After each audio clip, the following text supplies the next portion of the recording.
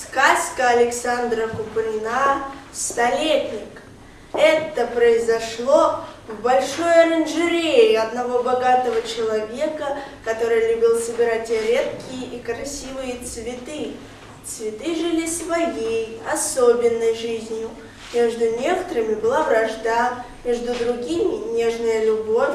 Цветы соперничали между собой в красоте, аромате, гордились древностью рода. Но было среди цветов одно странное растение, которое ничем не могло бы обратить на себя внимание, кроме своей уродливости. Его листья были покрыты острыми колючками, а из корня торчал вверх длинный зеленый стержень. И это растение называлось столетник. Между цветами шел несмолкаемый разговор.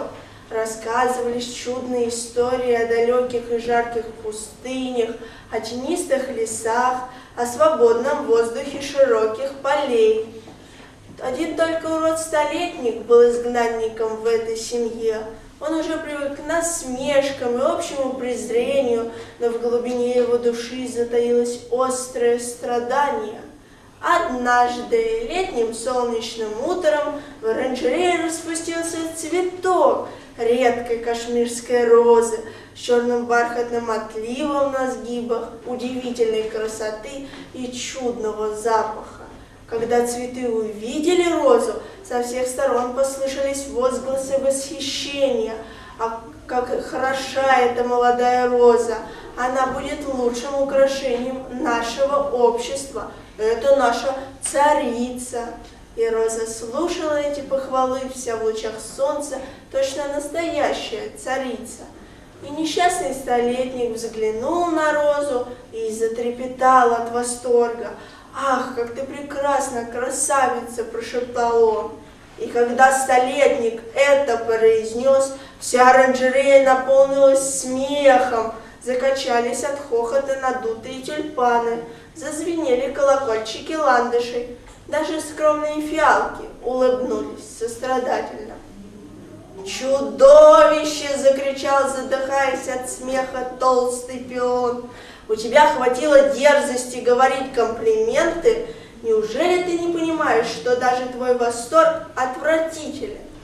«Кто это?» – спросила, улыбаясь, молодая царица. «Это урод!» – воскликнул Алиантор.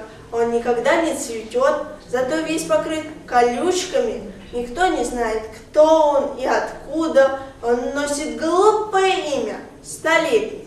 «А я понимаю, почему он так зовется», – добавил пион. «Подобные чудовища так редки, что их можно отыскать раз в 100 лет». После полудня в воздухе почуялось приближение грозы.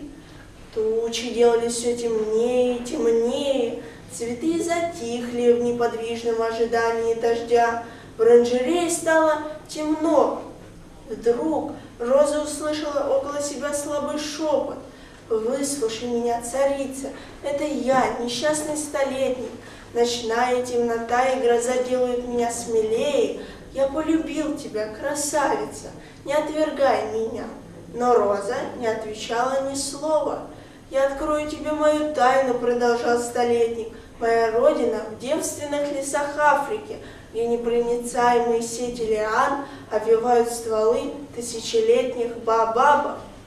Раз в 100 лет я расцветаю, только на 3 часа, и тотчас же погибаю. Но от моих корней вырастают новые побеги, чтобы опять погибнуть через 100 лет». Но Роза, отвернув свою красивую головку, молчала. «Милая Роза, я отдам тебе свою жизнь. Утром, когда первые лучи восходящего солнца...» Но в это мгновение гроза разразилась с такой страшной силой, что столетник должен был замолчать. Утром, когда гроза утихла, в оранжерее раздался громкий треск, точно от нескольких ружейных выстрелов.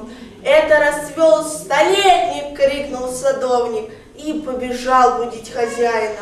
Собравшиеся молча любовались редким явлением.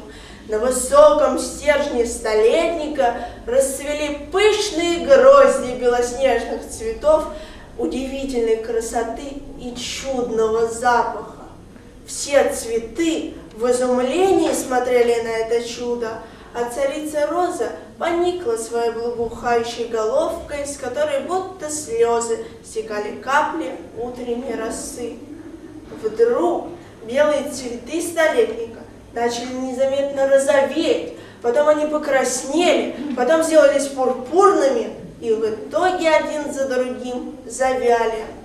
Когда взошло солнце, столетник погиб, чтобы опять возродиться через 100 лет.